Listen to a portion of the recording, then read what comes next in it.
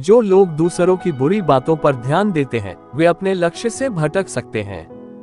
दूसरों की गलत बातों की वजह से हमारा आत्मविश्वास कमजोर हो सकता है। इस संबंध में एक लोक कथा प्रचलित है, यहाँ जानिए ये कथा।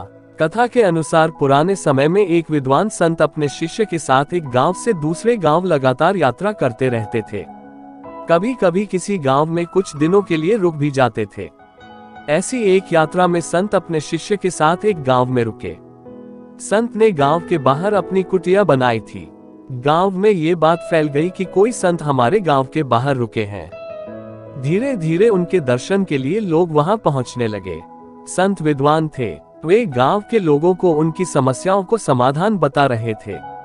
संत के प्रवचनों की वजह से बहुत ही कम समय में वे काफी प्रसिद्ध हो गए। संत की प्रसिद्धि देखकर गांव का एक ब्राह्मण चिंतित हो गया। ब्राह्मण सोच रहा था कि अगर लोग ऐसे ही संत के पास जाने लगे तो उसका वर्चस्व खत्म हो जाएगा। अपने इस डर की वजह से उसने गांव में संत की बुराई करना शुरू कर दी। वह संत के बारे बुरी बातें प्रचारित करने लगा। एक दिन संत के शिष्य को सारी बातें मालूम हुई। वह दुखी और क्रोधित हो गया। उसने अपने गुरु को पूरी बात बता दी। संत ने उससे कहा कि हमें ऐसी बातों पर ध्यान नहीं देना चाहिए। उस ब्राह्मण से लड़ाई करने के बाद भी ये बातें फैलना बंद नहीं होंगी। हमें सिर्फ अपने काम पर ध्यान देना चाहिए। ये बातें सुनकर शिष्य संतुष्ट नहीं हुआ। संत समझ गए कि शिष्य का मन शांत नहीं हुआ है। उन्होंने एक प्रसंग शिष्य को बताया। संत बोले कि एक हाथी जंगल छोड़कर गांव में आ गया। गांव के कुत्ते हाथी को देखकर भौंक रहे थे, लेकिन हाथी अपने मस्त चाल में आगे बढ़ रहा था।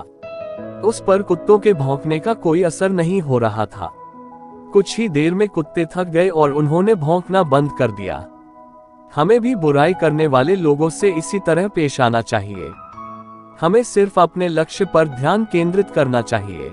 अपना काम ईमानदारी से करते रहेंगे तो एक दिन लोगों को मालूम हो जाएगी कि हमारे लिए फैलाई गई बुरी बातें गलत हैं। शिष्य ये बातें सुनकर संतुष्ट हो गया और अपने काम में लग गया।